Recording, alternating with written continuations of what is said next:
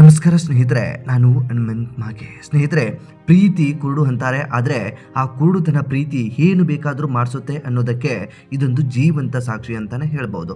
ಅವರಿಬ್ಬರು ಪ್ರೀತಿಸ್ತಾ ಇರ್ತಾರೆ, ಒಂದೇ ಮನೆಯಲ್ಲಿ ವಾಸವಾಗಿರ್ತಾರೆ, ಅಂದರೆ ಲಿವಿಂಗ್ ರಿಲೇಶನ್ಶಿಪ್ ಅಂತೇಳಿ. ಆತನಿಗೆ ಇನ್ನು ಮೀಸೆಯೂ ಕೂಡ ಮೂಡಿಲ್ಲ, ಆಕೆಯೂ ಕೂಡ ವಯಸ್ಸು ಬಲ್ತು ಹೋಗಿಲ್ಲ. ಇಬ್ಬರು ಕೂಡ 25ರ ಆಸುಪಾಸಿನವರು. ಅಂತಂದರೆ ಈ ಮಹಿಳೆ ಅಥವಾ ಈಗ ಕೊಲೆ ಆಗಿರುವಂಥ ಯುವತಿ ಕೇವಲ 22 ವರ್ಷದಾಕೆ. ಬದುಕಿ ಬಾಳಬೇಕಾದಂತಾಕೆ ಫ್ಯೂಚರನ್ನು ಕಟ್ಕೊಳ್ಬೇಕು ಅಂತೇಳಿ ದೂರದ ಬೆಂಗಳೂರಿಗೆ ಬಂದು ಇಬ್ಬರು ಕೂಡ ವಾಸವಾಗಿದ್ರು. ಇಬ್ಬರು ಕೂಡ ಪ್ರೀತಿಸ್ತಾ ಇದ್ದೀವಿ, ಜೊತೆಗೆ ಇರಬಹುದು, ಇಬ್ಬರು ಕೂಡ ಒಂದೇ ಮನೆಯಲ್ಲಿ ಇದ್ದು ಬಿಡೋಣ ಅಂತ ಹೇಳಿ ಇಬ್ಬರು ಕೂಡ ಒಂದೇ ಮನೆಯಲ್ಲಿ ಬಂದು ಇದ್ರು.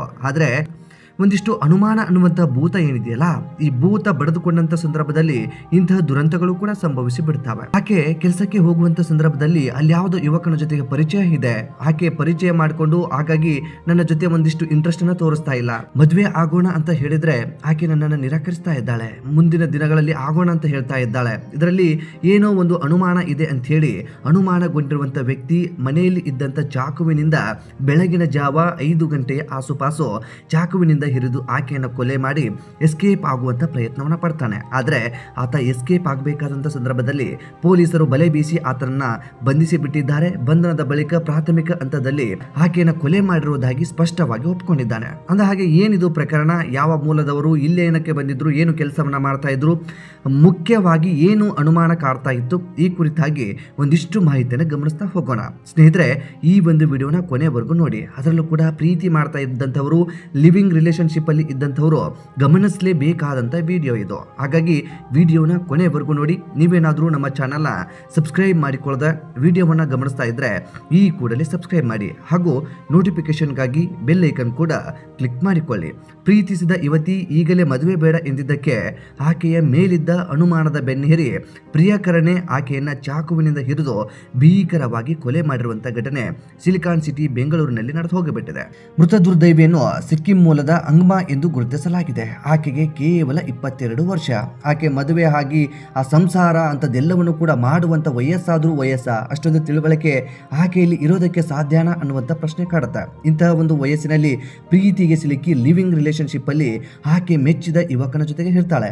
ಆಕೆ ನಗರದ ಕೆಆರ್ಪುರಂ ವ್ಯಾಪ್ತಿಯ ಸಲೂನ್ ಒಂದರಲ್ಲಿ ಕೆಲಸವನ್ನ ಮಾಡ್ತಾ ಇರ್ತಾಳೆ. ಕೊಲೆ ಮಾಡಿದ ಆರೋಪಿ ಡಾರ್ಜಿಲಿಂಗ್ ಮೂಲದ ಬುರ್ಜಾ ಲೇಪ್ಸಾ ಎಂಬಾತನನ್ನ ಬೆಳ್ಳಂದೂರು ಪೊಲೀಸರು ಈಗಾಗಲೇ ಬಂಧಿಸಿ ಬಿಟ್ಟಿದ್ದಾರೆ. ಪೊಲೀಸರ ಮಾಹಿತಿಯ ಪ್ರಕಾರ ಹಂಗ್ಮಾ ಮತ್ತು ಪುರ್ಬಾ ಲೇಪ್ಸಾ ಕಳೆದ 1 ತಿಂಗಳಿನಿಂದ ಪರಸ್ಪರ ಪ್ರೀತಿಸ್ತಾ ಇದ್ರು. ಇಬ್ಬರು ಜೊತೆಯಾಗಿ ಬದುಕು ಕಟ್ಟಿಕೊಳ್ಳುವ ಕನಸನ್ನು ಹೊತ್ತುಕೊಂಡು ಬೆಂಗಳೂರಿಗೆ ಬಂದಿದ್ರು. ನಗರದ ಬೆಳ್ಳಂದೂರು ಸಮೀಪದ ದೊಡ್ಡಕನಹಳ್ಳಿಯಲ್ಲಿ ಬಾಡಿಗೆ ಮನೆಯೊಂದರಲ್ಲಿ ಇಬ್ಬರು ಕೂಡ ಒಟ್ಟಿಗೆ ವಾಸವಾಗಿದ್ರು. ಪುರ್ಬಾ ಲೇಪ್ಸಾ ಇಲ್ಲಿನ ಹೋಟೆಲ್ ಒಂದರಲ್ಲಿ ವೇಟರ್ ಆಗಿ ಕೆಲಸವನ್ನ ಮಾಡ್ತಾ ಇದ್ದ.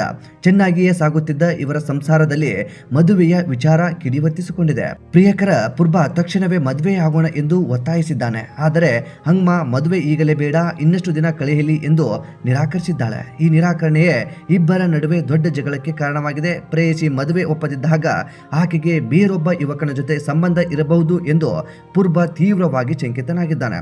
ಇದೇ ಅನುಮಾನದ ಜಗಳ ವಿಕೋಪಕ್ಕೆ ತಿರುಗಿಬಿಟ್ಟಿದೆ. ಭಾನುವಾರ ಇಬ್ಬರ ನಡುವೆ ತೀವ್ರ ಮಾತಿನ ಚಕಮಕಿ ನಡೆದಿದೆ. ಈ ವೇಳೆ ಕೋಪೋದ್ರಿಕ್ತನಾದಂತಹ ಪುರ್ಬಾ ಮನೆಯಲ್ಲಿದ್ದ ಅಡುಗೆ ಚಾಕುವನ್ನು ತೆಗೆದುಕೊಂಡು ಹಂಗ್ಮಾಳಿಗೆ ಮನ ಬಂದಂತೆ ಇರಿದು ಬಿಟ್ಟಿದ್ದಾನೆ. ತೀವ್ರ ರಕ್ತಸ್ರಾವದಿಂದ ಯುವತಿ ಸ್ಥಳದಲ್ಲಿಯೇ ಕೊನೆ ಉಸಿರನ್ನು ಹಿಡಿದು ಬಿಟ್ಟಿದ್ದಾಳೆ. ಘಟನೆಗೆ ಸಂಬಂಧಿಸಿದಂತೆ ಬೆಳ್ಳಂದೂರು ಪೊಲೀಸ್ ಠಾಣೆಯಲ್ಲಿ ಪ್ರಕರಣ ಕೂಡ ದಾಖಲಾಗಿದೆ. ಸ್ಥಳಕ್ಕೆ ಧಾವಿಸಿದ ಪೊಲೀಸರು ಆರೋಪಿ ಪುರ್ಬಾ ಲೇಪ್ಸಾನನ್ನ ಬಂಧಿಸಿ ಬಿಟ್ಟಿದ್ದಾರೆ. ಸದ್ಯ ಆರೋಪಿಯನ್ನು ವಶಕ್ಕೆ ಪಡೆದು ಮುಂದಿನ ತನಿಖೆಯನ್ನ ಕೈಗೊಳ್ಳುವುದಾಗಿ ಪೊಲೀಸರು ಮಾಹಿತಿಯನ್ನು ಹಂಚಿಕೊಂಡಿದ್ದಾರೆ. ಪ್ರೀತಿಯ ಹೆಸರಲ್ಲಿ ನಡೆದ ಈ ಘೋರ ಕೃತ್ಯದ ಬಗ್ಗೆ ಸ್ನೇಹಿತರೆ, ಇಂಥವರಿಗೂ ಕೂಡ ಒಂದು ಕ್ಷಣ ಭಯದ ವಾತಾವರಣವನ್ನು ಸೃಷ್ಟಿ ಮಾಡುತ್ತೆ. ಪ್ರೀತಿಸಿ ಇಬ್ಬರು ಕೂಡ ಲಿವಿಂಗ್ ರಿಲೇಶನ್ಶಿಪ್ ಅಲ್ಲಿ ಇದ್ದು ಮದುವೆ ವಿಚಾರಕ್ಕೆ ಗಲಾಟೆಯನ್ನ ಮಾಡಿಕೊಂಡು ಈ ರೀತಿಯಾಗಿ ದುರಂತ ಅಂತ್ಯವನ್ನ ಕಂಡು ಬಿಟ್ರೆ, ಆಕೆ ಸಾವನ್ನಪ್ಪಿ ಬಿಟ್ರೆ ಈತನಿಗೆ ಅದೇನು ಲಾಭ ಸಿಗುತ್ತೆ? ಅದರಲ್ಲೂ ಕೂಡ ಈತ ಇದೀಗ ಜೈಲು ಪಾಲಾಗುವಂತ ಪರಿಸ್ಥಿತಿ ಇದೆ. ಭವಿಷ್ಯವನ್ನ ಕಟ್ಕೊಳ್ಬೇಕು ಅಂತ ಹೇಳಿ ಯಾವುದೋ ದೂರದ ಊರಿಗೆ ಬಂದು ಬದುಕನ್ನ ಕಟ್ಕೊಳ್ಬೇಕಾದಂತ ಜೋಡಿಗಳು ಇದೀಗ ಇಂತಹ ಒಂದು ದುರಂತದಲ್ಲಿ ಇಬ್ಬರು ಕೂಡ ನಾನೊಂದು ತೀರಾ ನೀನೊಂದು ತೀರಾ ಅನ್ನುವಂತ ಬದುಕನ್ನ ಅನುಭವಿಸ್ತಾ ಇದ್ದಾರೆ.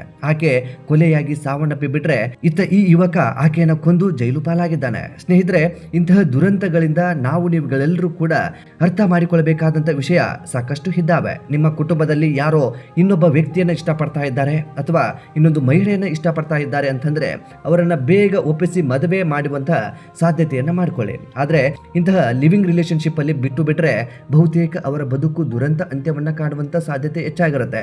ಹಾಗಂತೇಳಿ ಎಲ್ಲರೂ ಕೂಡ ಪ್ರೀತಿ ಮಾಡುವಂಥವರು ಇದೇ ರೀತಿಯಾಗಿ ಕೆಟ್ಟ ಬುದ್ಧಿಯಲ್ಲಿ ಇರ್ತಾರೆ ಅಥವಾ ಇದೇ ರೀತಿಯಾಗಿ ಅನುಮಾನವನ್ನ ಪಡ್ತಾ ಇರ್ತಾರೆ ಅಂತ ನಾನು ಹೇಳ್ತಾ ಇಲ್ಲ.